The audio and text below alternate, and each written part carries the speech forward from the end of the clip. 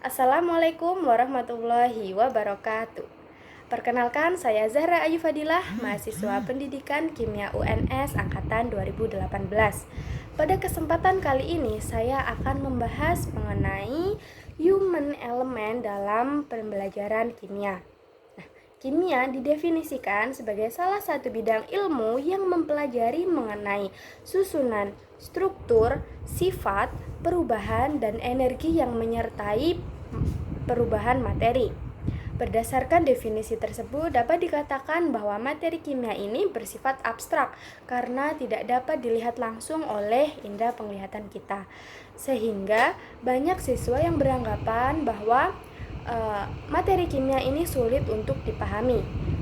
Untuk memudahkan siswa dalam belajar, Johnston pada tahun 1991 memperkenalkan 3 tingkat pembelajaran kimia, yaitu dikenal dengan level makroskopis, kemudian level molekuler, dan juga level simbolik. 3 tingkat representasi kimia ini disebut dengan triplet representation.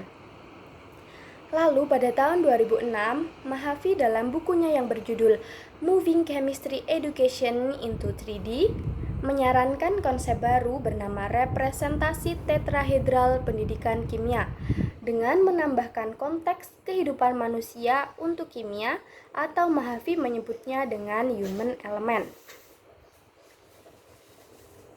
Keutamaan human element dalam pendekatan tetrahedral pendidikan kimia ini mengarah pada 2 poin. Poin pertama adalah penanaman konsep kimia dengan isu-isu lingkungan, sosial, sejarah, dan lain sebagainya dengan materi yang relevan. Kemudian poin kedua adalah penekanan pada studi kasus, investigasi, strategi pemecahan masalah, pembelajaran aktif, dan strategi pedagogik lain yang berpusat pada siswa. Nah, seperti yang sudah disinggung sebelumnya, untuk memasukkan elemen manusia dalam pembelajaran kimia tetrahedral dapat digunakan isu atau masalah-masalah sosio-saintifik. Salah satunya adalah ocean acidification. Ocean acidification atau pengasaman laut didefinisikan sebagai penurunan pH lautan dan konsentrasi ion karbonat secara progresif karena lautan menyerap karbon dioksida antropogenik dari atmosfer sebanyak 30%. Ketika karbon dioksida terserap oleh lautan, terjadi reaksi kimia yang dapat meningkatkan konsentrasi ion hidrogen. Hal tersebut dapat menyebabkan air laut menjadi lebih asam dan menyebabkan ion karbonat relatif lebih sedikit. Nah, keseluruhan reaksi yang terjadi pada pengasaman laut ini merupakan reaksi kesetimbangan, yaitu reaksi yang bersifat reversibel atau dapat balik. Mekanisme terjadinya pengasaman laut itu dimulai dari penyerapan atau pelarutan karbon dioksida di udara oleh lautan. Kemudian terjadi reaksi antara air dalam lautan dengan karbon dioksida membentuk asam karbonat. Nah, asam karbonat ini mengalami ionisasi menjadi ion-ion penyusunnya, yaitu ion hidrogen dan ion karbonat. Nah, ion hidrogen ini jumlahnya akan terus meningkat seiring dengan bertambahnya karbon dioksida yang larut ke lautan, sehingga lautan akan berubah menjadi lebih asam.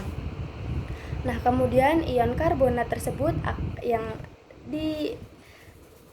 yang diproduksi dari ionisasi senyawa asam karbonat akan bereaksi dengan ion kalsium yang tersedia melimpah di lautan membentuk senyawa kalsium karbonat. Nah, inilah yang mengancam kelangsungan hidup organisme bercangkang di lautan karena makhluk tersebut menggunakan ion kalsium dan ion karbonat secara terpisah untuk membuat cangkangnya. Akibatnya, cangkang dari hewan-hewan laut seperti kepiting, kerang, siput akan menjadi lebih lemah dan tidak dapat digunakan untuk melindungi diri, sehingga mereka akan terancam punah. Selama beberapa dekade mendatang, hal ini diperkirakan akan berdampak besar pada ekosistem laut dan manusia yang bergantung padanya. Proses pengasaman laut akan berbanding lurus dengan banyaknya konsentrasi karbon dioksida di atmosfer yang berasal dari pembakaran bahan bakar fosil, penggundulan hutan, dan kegiatan industri lainnya. pengantar materi kimia larutan, karena di dalam masalah pengasaman laut terjadi proses ionisasi dan kesetimbangan ion, seperti yang telah kita pelajari di atas. Nah, sekian yang dapat saya sampaikan. Ada kurang lebihnya mohon maaf. Wassalamualaikum warahmatullahi wabarakatuh.